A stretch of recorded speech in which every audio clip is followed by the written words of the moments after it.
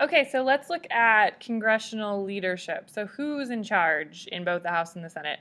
Arguably one of the most influential people or powerful people in our entire government, including compared to the president, is the Speaker of the House. Currently, that is John Boehner.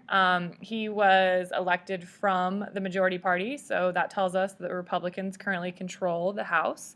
And he is the man in the House. It's actually an office that was mandated in the Constitution. And again, in the Constitution, it says that the Speaker shall be chosen from the majority party. John Boehner was preceded by Nancy Pelosi, who actually became the first female Speaker of the House in our political history. Just a little side note. Some of the jobs of the Speaker of the House include presiding over the House when it is in session, and literally the Speaker sits in like this really big, bulky desk at the front of the House chamber, and everyone else kind of sits in a half circle facing him, and he gets a gavel and he gets to be in charge and be a boss. He plays a major role in making committee assignments. I just got another email, I'm sorry. So what that means is he plays a major role in influencing who gets assigned to what committee, which is important because committees are the groups that actually work on pieces of legislation. And so the Speaker can kind of be sly or cunning in deciding, this person will probably help me if I put him here, or this woman I know will vote for stuff that I want to see passed, so I should put her over here. The Speaker also appoints or plays a key role in appointing the party's legislative leaders and party leadership staff. So I think naturally the Speaker of the House is going to want to sort of put people whom he can cooperate with and play nicely with in other leadership positions to hopefully affect change. And then lastly, he exercises substantial control over which bills get assigned to certain committees. So this is important. So depending on the topic of a bill, it gets assigned to an appropriate committee. So for example, if there is a bill proposing that we begin growing trees in space, now which committee do you assign it to? Let's say that we have a committee on agriculture, because we do, and a committee on science and technology. So if John Boehner knows that there is someone in the agricultural committee who maybe will not favor the thought of having a competitor grow trees in space rather than focusing on our trees in the ground on Earth, I'm sorry, this hypothetical is kind of just happening in my head. Then John Boehner might say, you know what, I'm actually going to assign it to the Science and Technology Committee because I feel like that will give the bill more momentum and hopefully will be more likely to get passed. And so the Speaker is important really because of the influence he has over who is who and who goes where in sort of the game of the House of Representatives. Other leadership positions include majority leaders from in both the House and the Senate. And so this is the principal partisan ally of the Speaker. So right now in the House of Representatives controlled by the Republicans, there is going to be a Republican majority leader. And those leaders also have whips. They don't literally beat them with whips, but rather whips are sort of like the right-hand man or the assistant to the party leaders. And one of their most common jobs, I guess, is for whips to go around and count votes. Okay. First House of Cards reference of this presentation. You guys, I might have a problem. I'm obsessed with this show. So if you've seen the show or if not, picture on a whiteboard like I have in my classroom, if I had little movable magnets, that's redundant. Let's say I had magnets that had the names of all representatives or all senators. Minority or majority whips tend to take those names and move them into like the yay or nay or abstain column to kind of guess how each person is going to vote.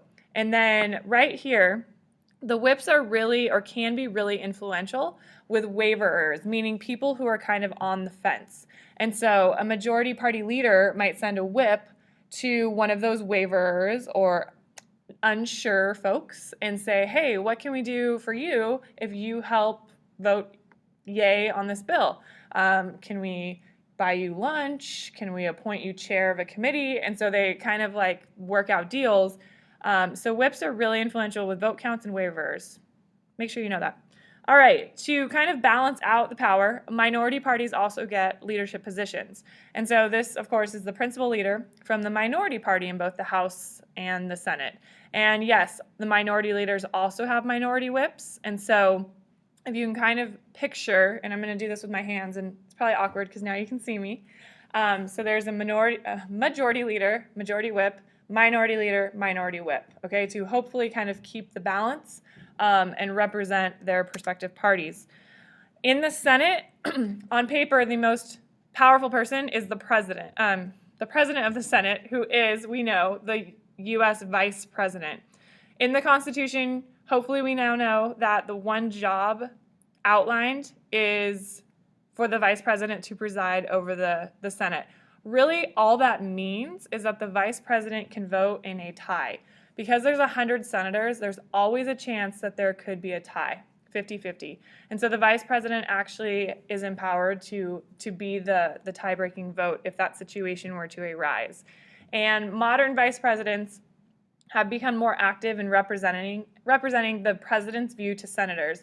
So the president rarely meets with the Senate or the House. It's a big deal if and when he does. And so the vice president might act as sort of the mouthpiece or the liaison from the president's office to the Senate. Arguably, in the Senate, the most actual influential or powerful person is the Senate majority leader. So on paper, the vice president is the president of the Senate. However, in terms of day-to-day business, the Senate majority leader is the most powerful person. And he also is aided by the majority whips. And this is the position of real power and authority. So again, on paper, it's the vice president. In actuality, it's going to be the Senate majority leader. And some of the jobs that he is responsible for includes rounding up the votes, scheduling the floor action, and influencing committee assignments. Or if you have seen House of Cards Season 2, episode probably like 3, Kevin Spacey now is the vice president. And so the vice president, when he's acting as vice president, he runs, it's kind of dramatic, like literally charges to the front of the Senate. He also has a big bulky desk that all the other senators face. And he tells the leader to start taking attendance so they can start a vote. And then as they start taking attendance, a bunch of the Republican senators get up and vacate so that there's not enough people to actually hold a vote. And so the vice president has the power to get the sergeant at arms to physically bring the senators back into the chambers to vote. Oh my gosh, you guys, I almost feel like we need to watch this now. But basically, the sergeant at arms is the police officer in the Senate. So there's actually an officer whose one job to police is the Senate, physically the Senate.